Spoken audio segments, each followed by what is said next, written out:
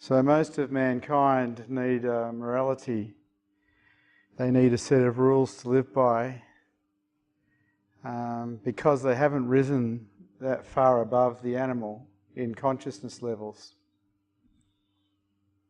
And so they need to live by a certain set of rules that stop them from hurting other people or taking advantage of other people, basically doing the wrong thing. This is not a requirement once heart awakens in a human, because the way that heart affects the mind is so beautiful that the mind, no matter whose mind it is, just wants to take care of everybody and everything. This is the beauty of heart. This is the beauty of unconditional love. And so in raising our consciousness levels, there's the potential for the opening of the heart, and then rules and regulations as to how we treat people or how we don't treat people, or what we do when we're not being watched by others. These things just don't exist anymore. The thing about the heart is it seems to be more prevalent, or love seems to be more prevalent, when there is openness rather than closure and defensiveness. And so we could say that the closure that humans have inside of themselves, the defensiveness they have, keeps them away from heart. Sometimes true heart or unconditional love can be experienced in the love for a baby or a very small child, and sometimes this is the way that people experience it, where the mother and the father would be prepared to lay down their life for that child. This is how love affects the mind. But maybe the openness towards that child, the undefendedness towards that child, is a result of the child being vulnerable. Most humans are dangerous in what they do and dangerous in what they say. And so there's a natural defense system inside all adults against other humans. After all, we are the main predator on the planet. The practice of the spiritual aspirant is to practice surrender, is to practice acceptance. This enables higher consciousness, takes you beyond the mind, allows for the awakening of the heart, the awakening of love. And this is very beautiful. But it's against our nature to do so. It is against the survival mechanism of our own mind to surrender. It is against the survival mechanism of our own mind to accept. We, by nature, are programmed to defend and close. And so those who raise their consciousness levels above the animal, above survival, have actually gone against their own primal nature and won.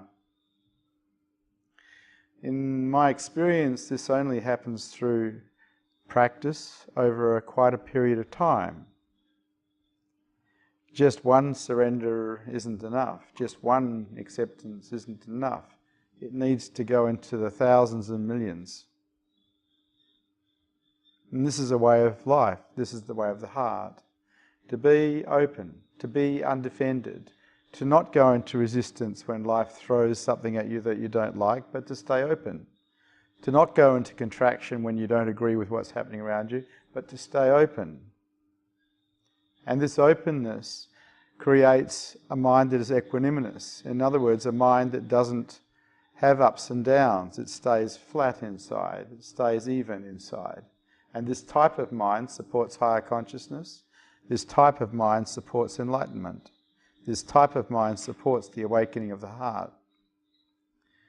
Most human beings don't have that type of mind because of the way they've been brought up, and by our own nature of being survivors, it's not normal to have a mind that is equanimous. It is something that has to be trained. It has to be obtained through practice. So it doesn't really matter how many satoris you may have, how many glimpses of reality, glimpses of truth. If your mind hasn't been trained to stay down, it won't support what it's found. It can't actually. It will close by default unconsciously when triggered. Someone who has trained their mind not to do that, when triggered, does not close. They stay open. They don't go to defenses. They stay open. And this is a very beautiful way to live, but it takes practice. It doesn't happen as a result of luck or birth. It happens as a result of practice. And it's a lot of practice that's required. As far as I was concerned, I had nothing better to do than to practice. So I created a game for myself back in the late 80s called the game of zero. Zero was where I was totally open and totally at ease and totally relaxed inside. That was what I considered zero. Anything at all that moved me away from that was not zero. Any form of resistance, any form of contraction that took me away from zero was considered not zero and was considered the wrong direction. So in wanting to be at zero all the time and living in the world and the marketplace, being a parent, being a husband, having to make things work for everybody, you can imagine how many things would go wrong, and they did, and in relationships as well, they did. So there's a lot of opportunity for practicing the game of zero. The game of zero is going from contracted back to zero. And I realized that what was happening was I was going to resistance and going to contraction by things that were the same. They were similar things. So I had to start examining the belief systems that supported those contractions, the belief systems that supported the resistance I was offering life, the belief systems that were supporting righteousness. And in examining those belief systems, undoing them so they didn't support resistance or contraction any longer. And if it was effective, the next time that trigger came along, next time that touch came along, there wasn't a contraction, or there was less contraction, less resistance. And I knew that I was on the right track.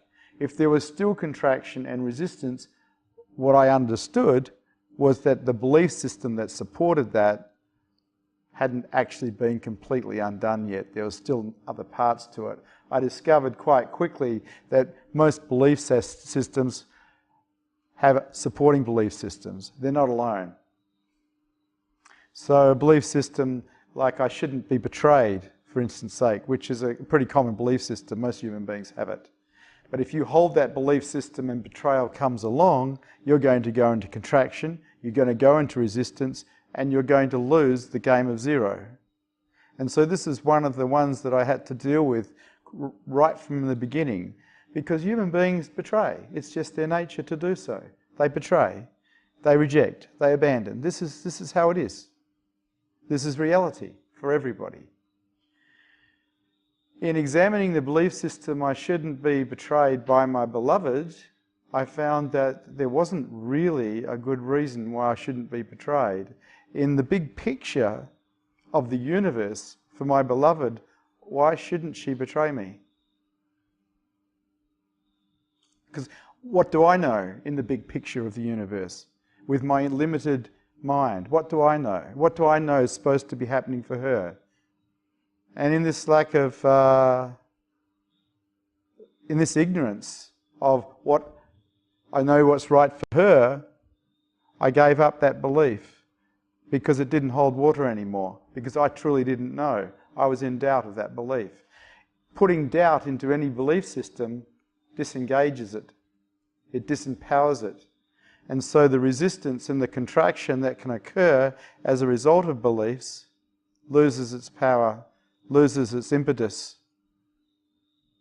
And so when betrayed, I found after a while there wasn't a reaction. There may have been a response, but there wasn't a reaction. In other words, consciousness had now visited that place and was living there. In unconsciousness, there would have been a reaction, possibly anger, It's the usual reaction to betrayal. Of course, anger keeps us in more unconsciousness because it's a dream of blame. If we're interested in not suffering, it is really good not to resist the world. It is really good to not contract. Because if we look at it, if we really examine it, everyone's going to experience pain as a human being. Everyone's going to experience physical and emotional pain. Now, what we do with that pain is going to depend on whether we suffer or not. If you resist pain, you suffer. If you don't resist pain, you just have pain. It's our resistance or our contraction to pain, emotional or otherwise, that creates our suffering. So if we're interested in limiting our suffering, we don't get involved in contracting. We don't get involved in resistance. We don't get involved in the blame game. Because as you become more conscious, you get to recognize that you are responsible for your suffering. It's not the other, it's not the world, it's you that creates it through your resistance. And if you're responsible for it, then you can change it, you can stop it. And this is actually true. But that's up to you.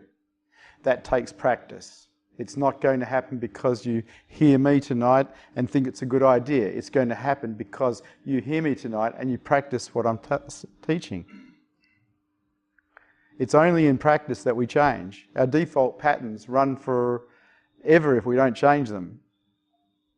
And your default patterns are pretty hardwired in you because they've been going on for a long time. So just an idea that something's better doesn't change you. You have to do something different than the default pattern for long enough for the different to become your default pattern. The default pattern of openness, the default pattern of non-defendedness, the default pattern of non-resistance.